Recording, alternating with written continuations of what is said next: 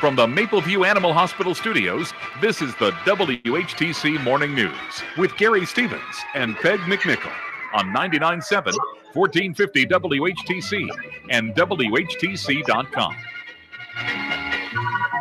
Welcome back to the WHTC Morning News for this Tuesday, June the 23rd. I'm Gary Stevens.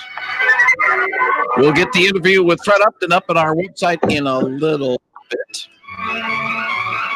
But Tuesday mornings, you hear that music. That means it's time for the garden party. It's presented by DeBruyn Seed on Washington and Elm in downtown Zeeland. DeBruyn Seed. And the Master Gardener, Jan Meeuwsen, joins us from her office in the DeBruyn Seeds building. Good morning, Jan. Good morning. I was going to say the Mr. Butternut building, but not today. He's nowhere to be. Yeah, he's downstairs playing with the boys, so we're ignoring him.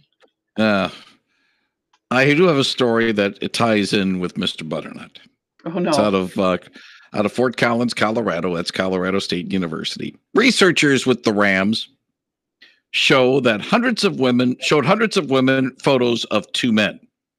About 38% of those women said they were likely to date the man that didn't come with a cat. But only 33% of women were likely to go out with the guy after seeing his picture that included a furry friend. The authors wrote the findings suggests American culture sees catmen as less masculine. Ooh. Don't tell Butter. I like cats, as you know. I wish I could have one. Girl I dated before I met Holly did not like cats and would have been in that particular study as seeing them as less masculine. Too bad, so sad.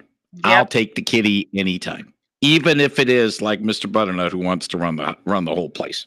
Yeah, that's about it. Yep. But and he he uses his disabilities as a badge of honor sometimes. But no, we didn't say that, and I could see him coming up and trying to knock you off because that bad meanie guy is saying things. But let's talk about garden things. And if you have a question for Jan, she'll be happy to answer it at 395-1450, 395-1450.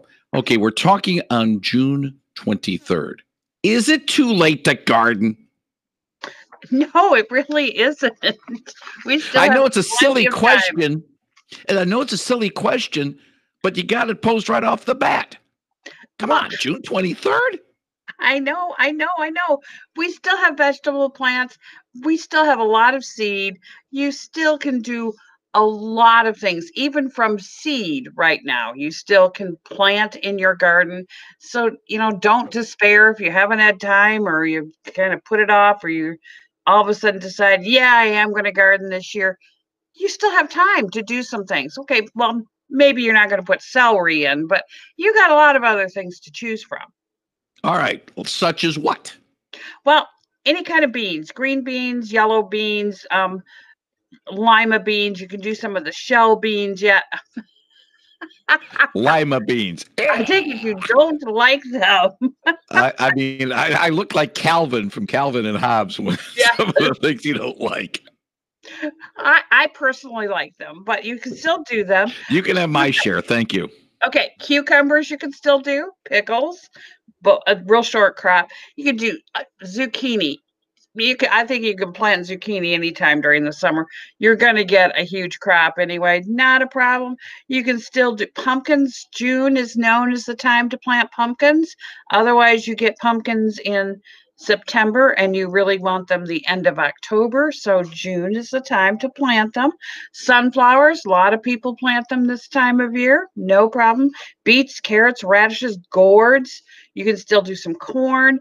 The hot loving greens, and that includes like collards and chard and mustard. They love this time of year to be planted. Okra, another one that loves to be planted this time of year.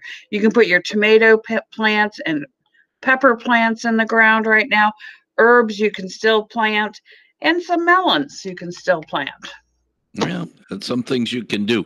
One of those silly how it's made type shows I've been watching talked about how they put together pickles, and basically they do it from cukes. Yes. Wait a minute now. Wait a minute. If you want a pickle, don't you really need a cuke more than a pickle? They lubricate to me because I'm not a pickle person, so I don't know. So they're all cucumbers. Okay. But what you want for a pickle is you want a smaller thing. You don't want one of those 12-inch long cucumbers. That's not going to make a good pickle. You want a 2 to 4 inch size when they're ripe and ready to go. So that's basically the separation between the two. Okay, I'm being ignorant, but then again, sometimes I'm asking ignorant questions. Maybe some people are afraid to ask because they don't want to sound ignorant. Yeah, that don't know that, and it's just the size of how big they are when they're ripe. Okay, let me step aside for a minute about planting things to get a story that was a couple of days ago, and I want to see if I can pull it up in time. This is a story out of Italy.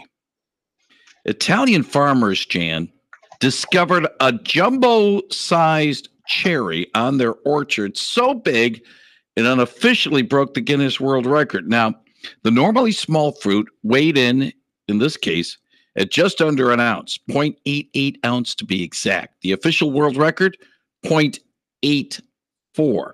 It would have cost too much to try to fly somebody from Ireland to check on it, and by the time this person would have gotten there, the cherry would have gone rotten. But still, 0.88 ounce cherries. Yowzers! That's a large cherry. What are you going to do with it? Wouldn't take a lot of Shirley Temples. The thing is, though, can something like that happen without genetically changing it? Well, sometimes it could depend on the amount of rain during the season, and that could be just the result of it got a lot of water in it. That could be as simple as that. Okay.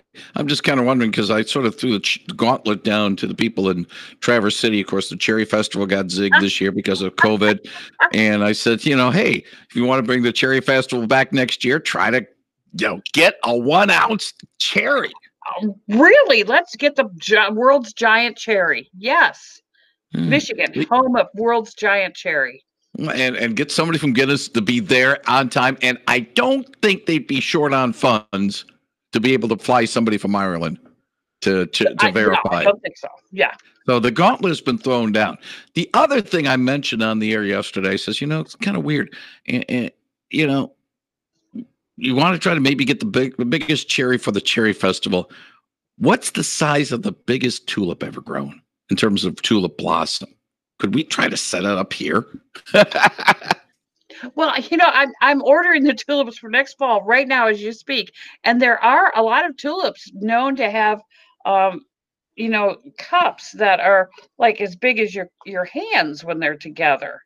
But the problem, you got to develop it to have such a sturdy stalk, because otherwise all it's going to do is just fall over. But there are some tulips that have a huge,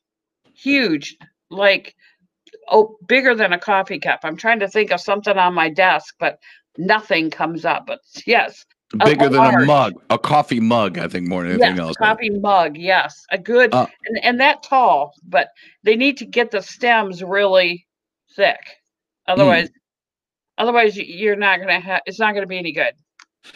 Along those lines, then. You want maybe a tulip and a bulb that's been around for a couple of years here, because it seems as if we always try to get the freshest tulips from the home country to have the best blossoms, best colors and stuff like that. But maybe having a good stem for that might have to come from one that's, shall we say, native. Been in the ground a couple of years, might be. Yeah, so don't be digging up every tulip every year now. Yeah. I'm just trying to think of some marketing ideas, trying to help our friends over Yeah. on 8th Street. The world's largest tulip, world record, Yeah, I think that would be kind of fun. Yeah, because there are some varieties you could start with and just I fertilize the dickens out of those things and see what we can do. Even with the amount of water we've had, the soggy conditions, could that be conducive in that regard? Tulips like to have dry Oh. feet. They don't like to be wet. So Mm. pretty well drained soil. I mean, they like to be well watered, but they don't like to sit in the water.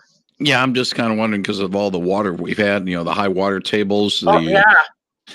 that might not be conducive. Anyway, we're going off on tangents, but the thing is, we got plenty of time to talk later on, Jan, and I got plenty of subjects to bring to you about. But of course, our listeners will have plenty of subjects as well to bring to you as well during our Yard and Garden Hour coming up a little bit later on WHTC.